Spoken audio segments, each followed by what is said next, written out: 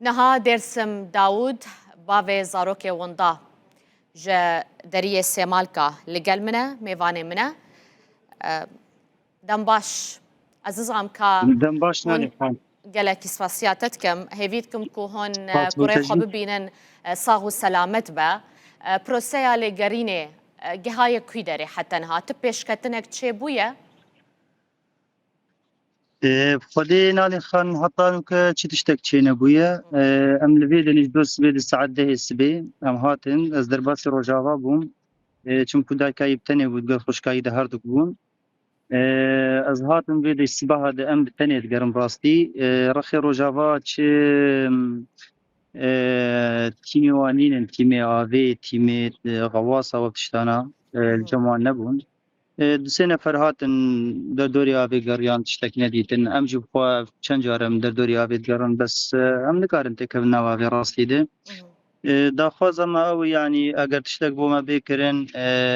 هرما كردستان تشتكي بوما بك دنگ خودتين رئيسدار كاك مسرور برزاني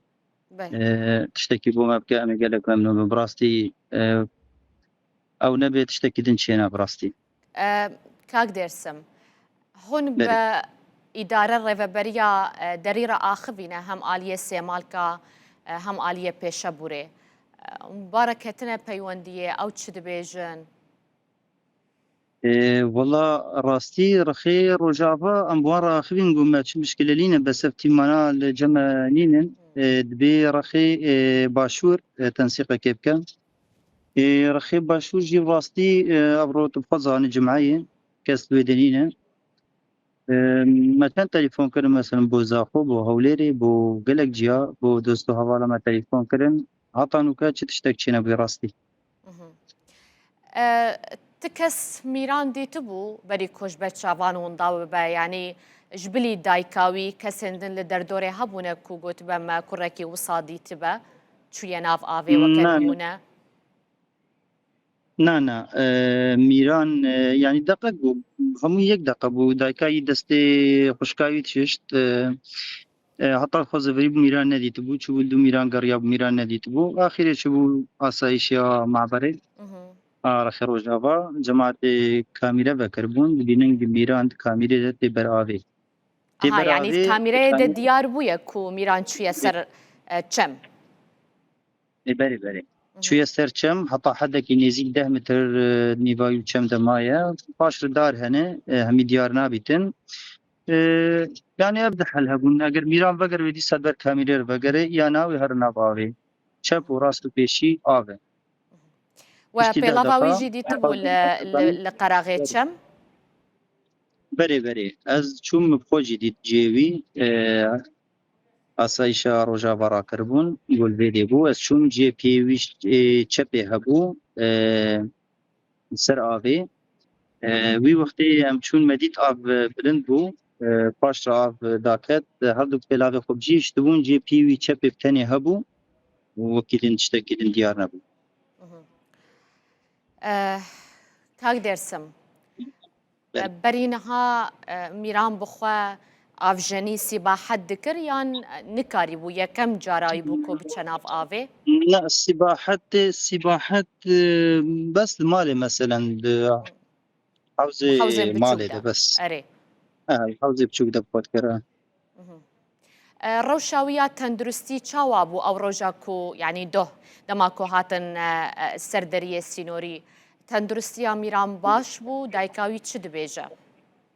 گور خفتنا دایکاوی گوتی دونیم جه پرسیم گوی چابو گو شبه ننوست میران خو نکربو گوتی یعنی به همون ساعته که خو نکربو میران پاش راتبو بیدم ولی چه گو چو سر آبو کامیره ده بس او دیار تشکیدن دیار نم راستی سدما يعني ويك كون رازابوش بر نخوشيا خوا دركوي ديشيا ميران تشجا خود يعني ديا خدا خاص كربو بريكو يعني افتش تبسري دبي نه میران گو بچکی عاجز دبه او خوا رانازه عاجزیات که دگری بس ساده ما نخوشیاوی نخوشیایید بجن اوتیزم او خوا عنادی پێرە بوو یعنی سەرحشکی پێرە بوو نه ئۆتیزمە نەوعکی gelekî biçûkê ji otîzmê ba her kesî nake meselen gelekî bi amit kir baca xwe bes wekî din ba kesî nake Ez zanim gelekî zehmeteke kak dersem lê dohberî ku mîran wenda bibe peywendiya telefûnî navbera te û kurê te de hebû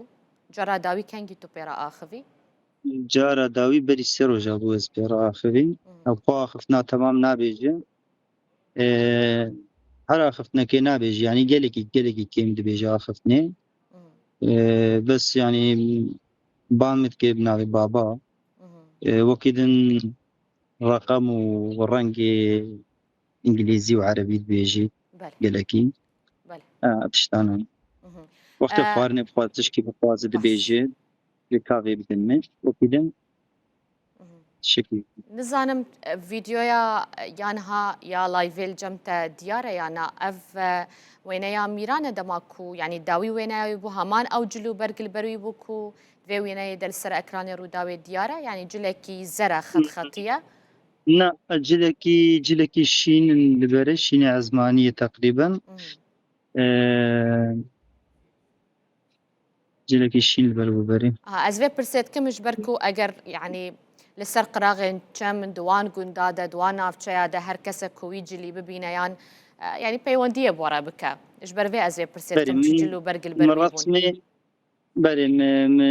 resmê wî li taswîrê wî bo Rûdawê min şandine her du kiş çi cil li ber de bûn baş em ê jî jaliyê xwe ve belav bikim bêguman di dawî de bangewaziya te çi ye Wahî bangewaziya min bû Herêma Kurdistanê rastî bû hikûmeta Herêma Kurdistanê cara pêşîn got taybet bû cenabê Birêz Kak Mesrûr Barzanî eger tiştekî bû me bike me gelek memnûn bim hûn çi dixwazin bi taybetî yanî hûn daxwaza tîmên pisporiyên bin avê dikin Xwedê berê sporê bin avê belem bin tîm zor in tu xwezanî yanî li herêmê gelek tişt hene meselen çê bin ne wek rexê Rojavayê li verî piçekî zeîf in tîm tiştê sanînin li verî li rexê Rojava yanî min sê cara ji pirsî gotî me tîm û tiştê sanînin li verî ser avê rastî bes xelkê gundahan li verî digerin bes heqîra çikin tişek wan çê nayê hûn ê li wê derê bimînin li qeraxa çem Xwedê nadên xanin mazê çi bikim ez berê xwe bidim ku herim xwî dedim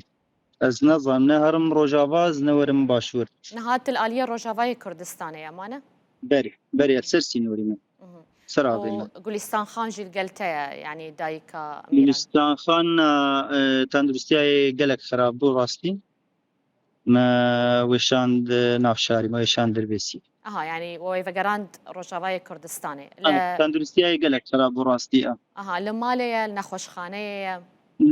ye li malê ye û tevkûrwan tînin malê carê ez hêvî dikim ku hûn mîran bi xêr û selamet bibînin tenê rojek li ser vê yekê derbas bûye hêvî dikim jî ku dengê te bigihêje wan aliyên ku te bangewazî ji wan reşandiye gelekî spasiya te dikim derbas bûyî be kak dersim Dawûd bavê mîran spas te jî gelek memnûn gelekî spas tu xêr hatî